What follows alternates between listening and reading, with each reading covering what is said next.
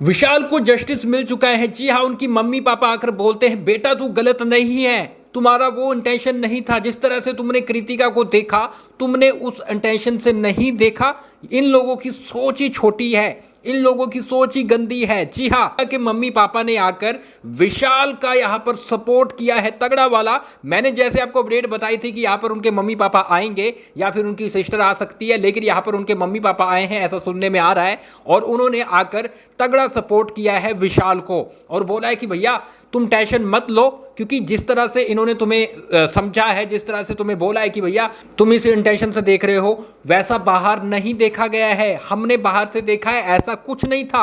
और भाई साहब जब ये बोला जा रहा था तब कृतिका और अरमान मलिक का जो मुंह था वो जल भुनकर इन्नू इन्नू सा हो गया था। इन्नू सा हो गया था भैया, इतना सा हो गया था। और भैया उनको लग रहा था अरे भाई ये क्या हो रहा है। इससे पहले अरमान मलिक बोल चुके हैं कि भैया मम्मी आएगी तो मम्मी तो देखो अपने बेटे का ही साथ देगी अगर वो गलत कर रहा होगा। लेकिन यहाँ पर उनकी मम्मी ने आकर क्या बोला है कि देखो कटारिया, शिवानी और यहाँ पर सना मकबूल, तुम्हारा मैं दिल से धन्यवाद करती हूँ, थैंक यू सो मच, क्योंकि तुमने ऐसी मुश्किल घड़ी में मेरे बेटे यानी विशाल को संभाला है जो कि बहुत बुरी कंडीशन में था।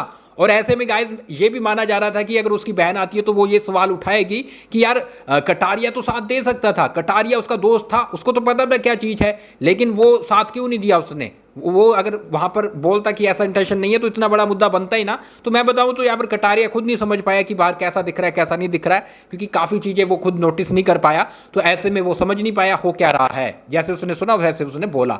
लेकिन यहाँ पर गाइस मैं आपको बताऊँ तो तीनों को उनकी मम्मी पापा ने आकर दिल से धन्यवाद किया है। और यहाँ पर विशाल है वो भैया यहाँ से यहाँ पहुँच गया, क्योंकि उसने बोला था कि मेरे मम्मी पापा क्या सोच रहे होंगे, लेकिन उनकी मम्मी ने आकर बोला देखो बेटा ऐसा कुछ मत सोचो, हमें पता है मेरा बेटा अच्छा है, मेरे बेटे ने सही सोचा है, उसकी इंटेंशन गलत नहीं थी। और फाइनली गाइस विशाल को जस्टिस मिलता हुआ दिखाई दे रहा है। हालांकि बहुत सारी बातें बोली गई है लेकिन कुछ बातें निकल के सामने आ रही है, जैसे जैसे आ रही है मैं आपको बता रहा हूँ। और बैक टू बैक अपडेट आ रही है।